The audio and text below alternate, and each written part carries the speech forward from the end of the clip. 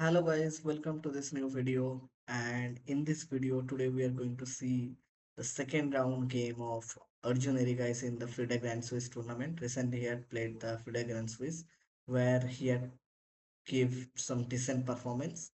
And this was the game of him in the second round where he means Arjun was playing with black pieces and he won the game convincingly, but there was a very complicated situation in the middle game.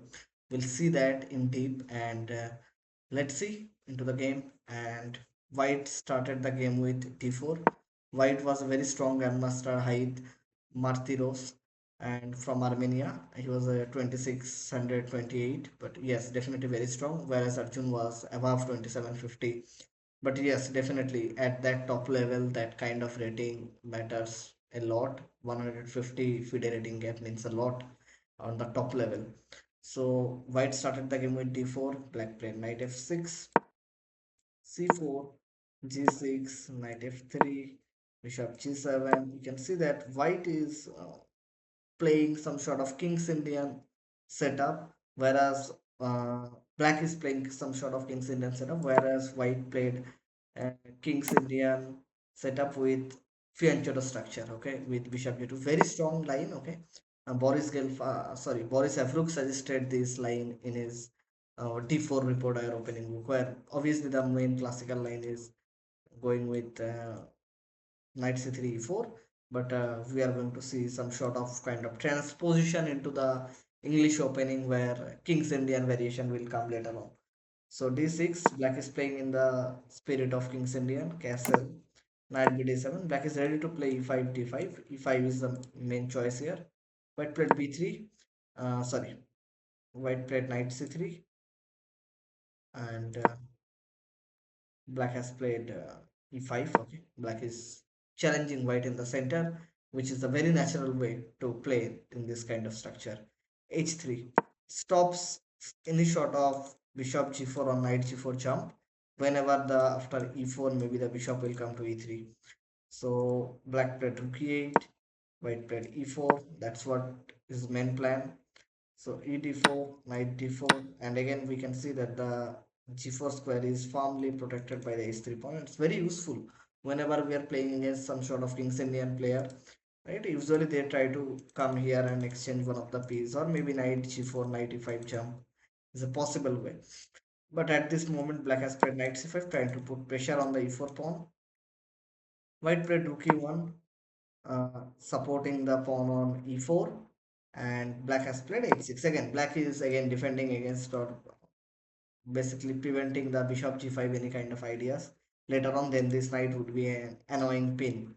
So White has played knight b3. White is trying to exchange this good knight, strong knight on basically c5. If they will exchange, then it will be after this it would be a good position for White. Even he can take with the a pawn. I believe a pawn tricks is much stronger. Queen is on the open file, rook is on the open file, so it's definitely a very promising position for him. So at this moment, he has played, Black has played knight d6. Black denied the exchange. So White played f4. White is already signaling that I'm going to attack on the king side. I'm going to play on the king side. My pieces are basically indicating towards your king side. Later on, my queen can also come, and rook can also come later on, or maybe from the third rank. Okay. So what is your counterplay? So White is asking question to Black, and definitely this kind of position is very promising for White. Whereas White's bishop on g2 is a very strong protector of the White king. It seems that the White is pushing the pawn around the kings, but this, as long as the bishop is on g2, it will firmly protecting the king on g1. Okay, there is no such weakness. So Black played a5. Black is playing on the queen side. This is the nature. Okay, if you're playing on the king, I'll play on the other wing. So a4. White stops any kind of counterplay. Black played h5. Black stops any kind of g4, h4 plan. But White has played, yeah, bishop e3. Black played h4. Definitely, it's not a good way to continue that. You are basically asking for White to come and attack me with g4, g5 or g4, f5. So White has played g4. Probably the better move would have been little bit f5. It's quite interesting that you cannot take. Obviously, your king side will be open. but nevertheless that white has played g4, which is not a bad move at all. Black played g5. Black is trying to create some blockade on the dark square with g5. If g5, knight d7, ready to pick up here. Knight to d4, knight to e5. Okay, now this knight is a very strong on e5. There is no pawn which can chase this knight on e5, we can easily see, and which is a good sign for black actually to keep a strong knight on the e5. And also we are attacking the pawn on c4 immediately. So knight f5. White played a good move. White don't care about this pawn on c4. White says I'm going to attack you. Okay, just show me that what is your compensation. How are you going to defend the attack? You're going to lose your important bishop on g7, and then your dark square will be very weak. So black took on c4. White played bishop c1. White is not going to give up this bishop. It's very important. b2 pawn is also under attack and it is protected now. It's protecting the g5. Black played c6. Calm move. Okay. It's preventing any kind of knight d5 jump here. Knight g7. King g7. e5. Whenever you have double bishop, you will always try to open up the position, and that's what white has did. White's position seems very promising here at this moment. Black played d5. b3. Knight b6, black pieces are going out behind. So here white went somehow wrong. So the last point is that at this moment white has to bring this rook into the game from a2 to f2. That was the key plan for white, to include the last piece into the game. Everyone must join the party, right? And as it says in chess, so white has played king h1. I don't know that what white was afraid of. This king was not weak at all, and a tempo lose is a very bad thing in this kind of crucial moment. Uh, Whenever, specifically when there is no kind of black bishop on black scan, only white is having the dark square bishop. Why are you moving this bishop on h1? There's no point behind it. King h1, knight d7, queen f3. Again the wrong plan. Again your correct plan was still, you can still maneuver your knight to e2 or maybe rook to a2 and bring your rook to f2. That was very important. But white played queen f3. White is going little bit wrong. Knight d c5 played by black. Okay, again inviting white to play rook f1 and attack here. But white played rook b1. Just poor understanding of the position. Why are you defending the pawn on b3 when you are attacking on the king side? Let him take the pawn on b3, bring your all pieces in the king side and attack black's king. King is the main thing. So this is kind of lesson you should learn from this game, that whenever you are attacking, you should go kind of all out, right?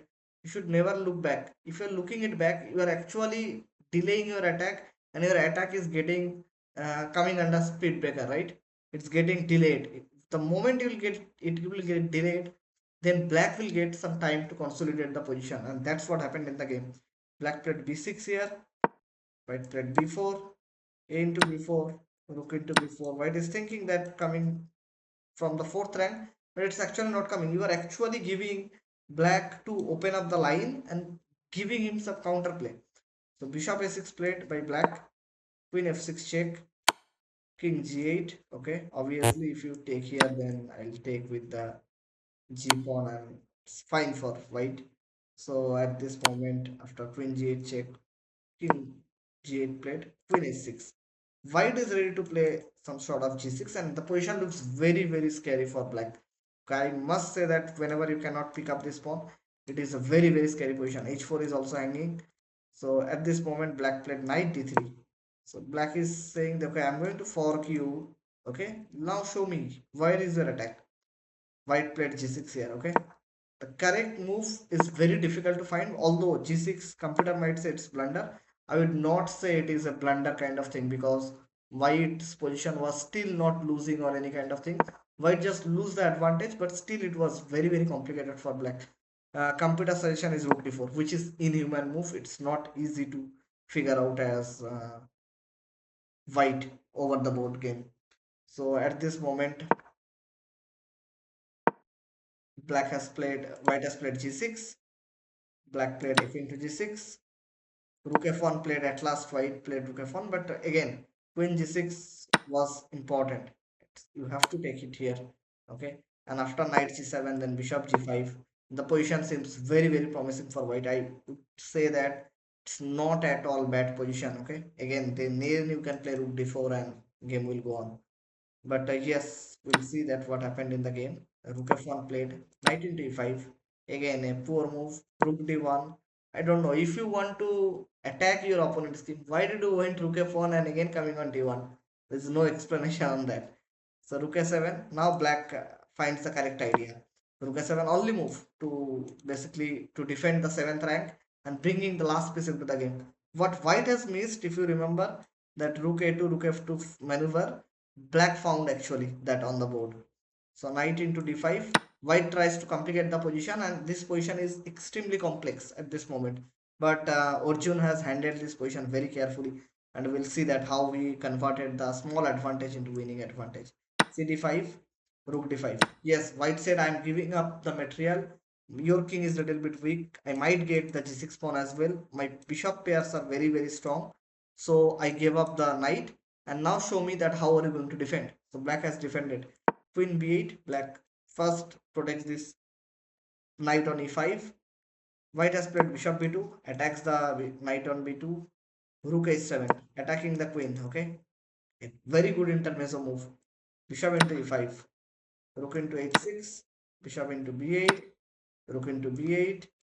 And rook d6. So at this moment, I would say that yes, white is a piece down, but these pawns are very, very weak, and this strong bishop and those very powerful two rooks will give enough compensation for the piece. Okay, so at this moment, black has played knight c5, and here white has immediately chance to play a5, and the game would have been ended as a draw because you cannot play b5. The problem is rook c6, and two pieces are immediately hanging after rook c8 this, and this pawn will give very good counterplay for white, and rook b6 might come, maybe g5, and this is not at easy for black to win the game.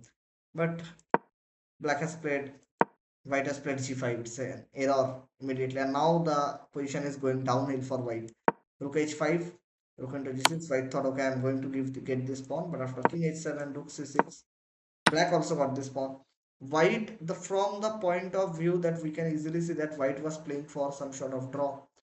Here, still the last chance was you should take this pawn, okay, and continue the game after rook b6, rook b6, rook g6. There was a continuation, but white took rook into h4, king g8, and rook b4. Now white is thinking that okay, I'm going to take here, but here white missed black's next move, which was knight into a4. Yeah, that was the brilliant tactics, and Arjun will never miss this kind of opportunity over the board. You cannot take because of simple reason bishop b5, and now after this move, actually black is completely winning. After knight f4, now you cannot take this pawn, and I'm keeping this pawn on the board. This pawn will run through forward.